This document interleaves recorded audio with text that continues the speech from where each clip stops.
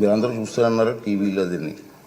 కానీ ఆ లేఖలో ఎలాంటి ప్రత్యేక అభ్యర్థన లేదన్న విషయాన్ని మీరందరూ గమనించాలి. ఈ లేఖ రాసిన కొద్ది రోజుల తర్వాత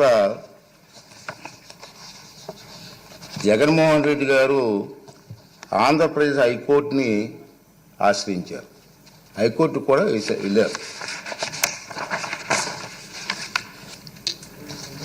విచిత్రం ఏమిటంటే తనకు ప్రతిపక్ష నాయకుడిగా ప్రకటించవలసిందిగా శాసనసభ కార్యదర్శిని, స్పీకర్ కార్యదర్శిని ఆదేశించాలని ఆ రిట్ పిటిషన్లో విజ్ఞప్తి చేశారు.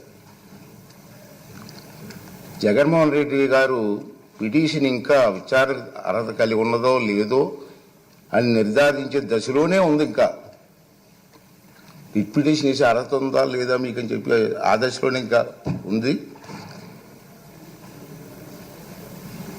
ఈ పిటిషన్లో వైఎస్ జగన్మోహన్ రెడ్డి గారు స్పీకర్ను, శాసన వ్యవహారాల మంత్రిని ప్రతివాదులుగా చేర్చినప్పటికీ ఆ ఇద్దరిని మినహాయించాలని గౌరవ అడ్వకేట్ జనరల్ గారు చేసిన సూచనతో గౌరవ న్యాయస్థానం కోర్టులో పెండింగ్ ఉంది, పెండింగ్ చూద్దామని అనుకున్నాను.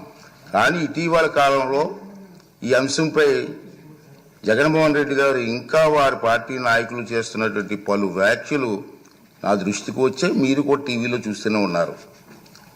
గౌరవ హైకోర్టు స్పీకర్కు సమన్లు జారీ చేసిందని, ఉత్తర్వులు జారీ చేయాలని స్పీకర్ను ఆదేశించిందని జగన్మోహన్ రెడ్డి చేస్తున్న వార్తలు వచ్చాయి.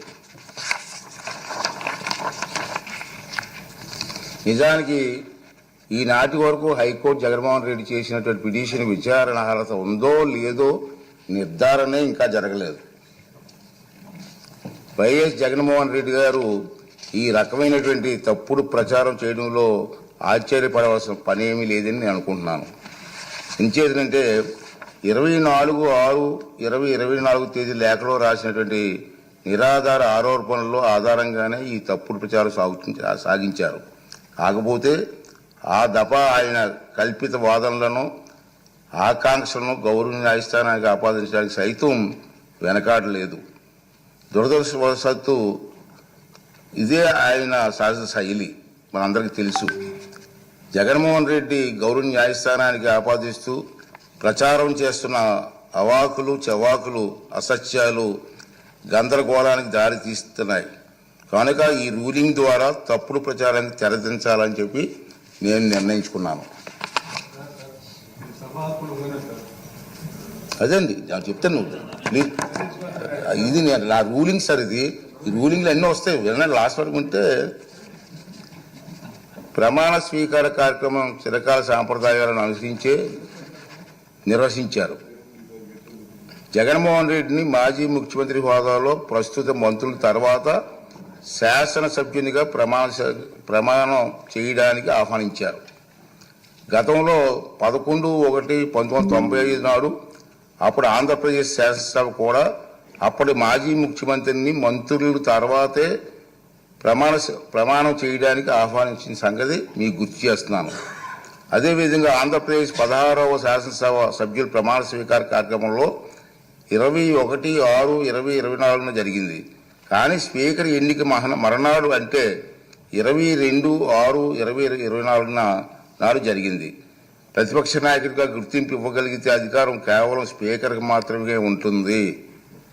అందుకే సభ్యుల ప్రమాణ స్వీకార కార్యక్రమం జగన్మోహన్ రెడ్డికి ప్రతిపక్ష హోదా నిరాకరించడానికి సూచించిన అన్న వాదన సరికాదు. నిజానికి జగన్మోహన్ రెడ్డి వైఎస్ఆర్సీ శాసనసభాపక్ష నాయకుడిగా ఎన్నికైనట్టు 26/6/2024 వరకు మా సచివాలయానికి తెలపలేదు. నెంబర్ 1. అలాంటప్పుడు జూన్ 26 కంటే ముందు, అందున స్పీకర్ ఎన్నిక జరగక ముందు ప్రతిపక్ష నాయకుడి హోదా గురించి నిర్ణయం తీసుకోవడం సాధ్యమా? ఇది ఒకటి గమనించవలసిన అవసరం ఉంది. ప్రతిపక్ష నాయకుడి హోదా ఎవరైనా అర్హులా కాదా అనేది కేవలం రాజ్యాంగ సూత్రాలు, కోర్టు తీర్పులు, చిరకాల సాంప్రదాయాల ఆధారంగా మాత్రమే నిర్ధారించగలరు. ఆంధ్రప్రదేశ్ వేతనాల పెన్షన్ చెల్లింపు అనర్హతల తొలగింపు చట్టం 1953లో ప్రతిపక్ష నాయకుడి హోదా ప్రస్తావన ఉంది. ఆ చట్టంలో సెక్షన్ 12B ప్రకారం ఎవరైనా ప్రతిపక్ష నాయకుడి హోదా ఇవ్వాలంటే వారు చట్టసభలో సభ్యులై ఉండాలి.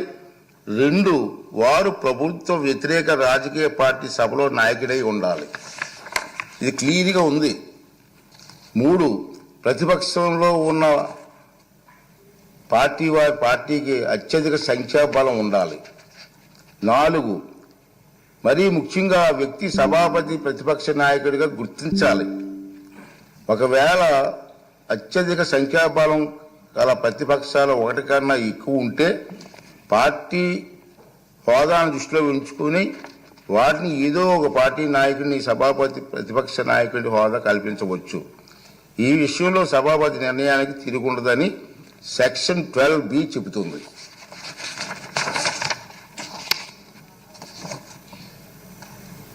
అదే సభ సమావేశంలో కావడానికి అవసరమైన క్వారం కనీసం సమానంగా ఉంటే సభలో మొత్తం సభ్యుల్లో 10 ఒక వంతు సంఖ్యాబలం తప్పక కలిగి ఉండాలి.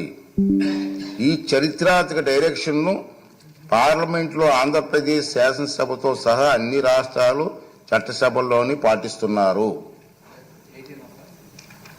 గతంలో ఆంధ్రప్రదేశ్ శాసనసభ స్పీకర్ కూడా ఇలాంటి డైరెక్షన్ నెంబర్ 56 జారీ చేశారు. ఈ డైరెక్షన్కు మూలాలు రాజ్యాంగం చూస్తే 103, 189(3) అధికారంలో ఉన్నాయి. చట్టసభల నిర్వహణ కనీసం 10 ఒక వంతు సభ్యులు హాజరును వారంగా ఈ అధికారంలో నిర్దేశించారు. ఆంధ్రప్రదేశ్ వేతనాల పెన్షన్ చెల్లింపు అనర్హత తొలగింపు చట్టం 1953 ప్రకారంగా విచక్షణ అధికారాలు వినియోగించే సందర్భంలో స్పీకర్కు మార్గం చూపేది ఈ డైరెక్షనే. ఆంధ్రప్రదేశ్లో 1972-77 మధ్యకాలంలో 5వ శాసనసభను, 1984-99 మధ్యకాలంలో 10వ శాసనసభను ఏ ఒక్క ప్రతిపక్ష పార్టీకి ఎన్నికల్లో కనీసం 10% సీట్లు రాలేదు. కనుక ఎవరికి ప్రతిపక్ష నాయకుడిగా గుర్తింపు దక్కలేదు. అలాగే 5, 7, 8, 16, 17వ లోక్సభలలోనూ 10% ఉత్తరాన్ని పాటించడంతో ప్రతిపక్ష నాయకుడిగా ఎవరు గుర్తింపు పొందలేకపోయారు. ఇటీవల పొరుగులోనూ ఉన్న తెలుగు రాష్ట్రాల్లో 2021-2019 ప్రతిపక్షంలో ఉండే అతిపెద్ద పార్టీ నాయకుడు ప్రతిపక్ష నాయకుడిగా సభాపతి గుర్తింపు ఇచ్చారు. కానీ కొద్ది నెలల తర్వాత 9/6/2019 తన సభలో ఆ ప్రతిపక్షానికి సంఖ్యాబలం 10% కంటే తగ్గిందన్న నిర్ధారణకు రాగానే సభాపతి ప్రతిపక్ష నాయకుని ఇచ్చిన గుర్తింపును ఉపసంహరించుకున్నారు.